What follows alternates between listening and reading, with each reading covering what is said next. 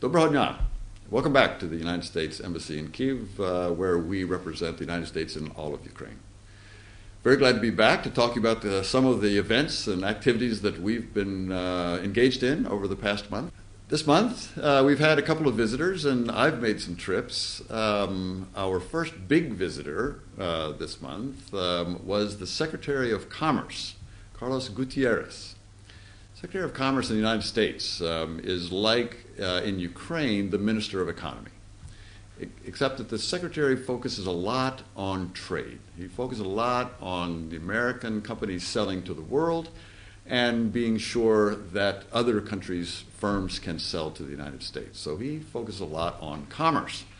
And this was the first time that the Secretary of Commerce visited Ukraine. So this was a big deal. This was a demonstration that the economy here in Ukraine is growing. Exports from Ukraine to the United States are growing. Imports from the United States into Ukraine are growing. And the Secretary wanted to show to Ukrainians and the rest of the world his respect for and appreciation of this dynamic economy here in Ukraine. So this was a very good visit.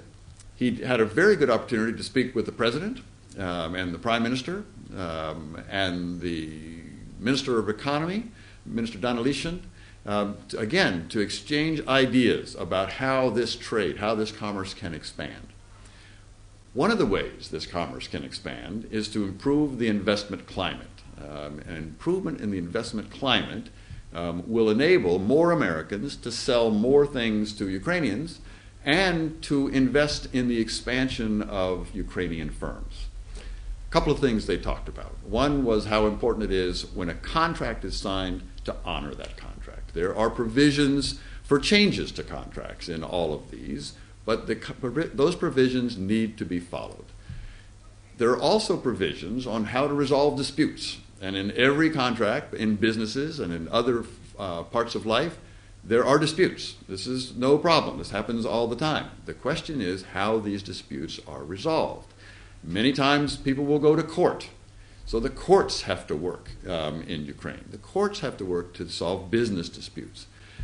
There's the need for additional laws and reforms to the judicial system. The judicial system has problems, as Ukrainians know, and this kind of change, reform, improvement in the judicial system will also improve the investment climate. There are new tax laws that are being worked on. These tax laws have been in the mill for some time, and these would help to improve the business climate as well. So this was a very productive visit, and I'm hoping that this will lead to an expansion of trade between our two countries. The second visit just took place last week, and this was a visit of the Secretary General of the North Atlantic Treaty Organization, NATO, and all of the ambassadors to the North Atlantic Treaty Organization. NATO has its headquarters in Brussels. Every NATO country, all 26 NATO allies, have ambassadors in Brussels that sit around a table that's known as the North Atlantic Council, the NAC. So the North Atlantic Council visited Ukraine last week. They visited Kyiv.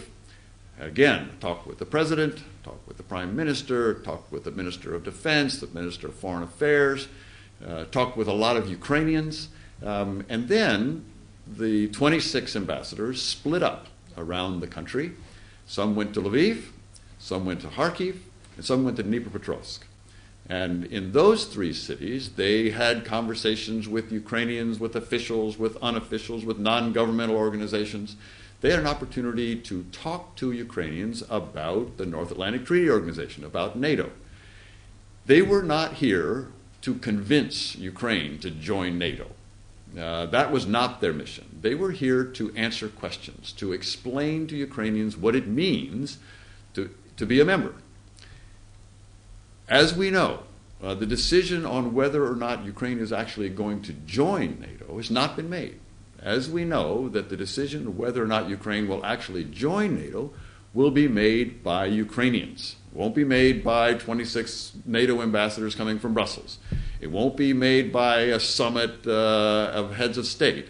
The decision whether or not Ukraine wants to join NATO is a question for Ukrainians. And that question will take place and will be presented to Ukrainians in 2 or 5 or 8 years in a referendum. And so the Ukrainian people will get to make that decision, but they will make that decision based on good information. And what these ambassadors were doing in these 3-4 cities, including Kyiv, around this country, was trying to answer their questions. We know, NATO knows, the French, the Germans, the Dutch, the Americans, the Canadians, the Poles, the Slovaks, the Czechs, all the members of NATO, they know that Ukrainians have questions about, and perfectly legitimate questions about what it means to be a member of the North Atlantic Treaty Organization. And so we're here to answer questions, not to push Ukraine one way or the other. This is a decision that you Ukrainians will make when the time comes and when you've had all your questions answered. The third trip that I'll talk about, actually, was a trip that I made. Actually, a couple of trips to Chernivtsi over the last couple of months. I was very impressed with Chernivtsi. I enjoyed this town greatly. I was very impressed, of course, with the National University of Chernivtsi. Beautiful structure, beautiful buildings with new tiles on the roofs that were original, or at least made by the original manufacturer of these tiles. But I was there a couple of times to open different study programs. The first time was actually a NATO information program, NATO study program a couple of months ago.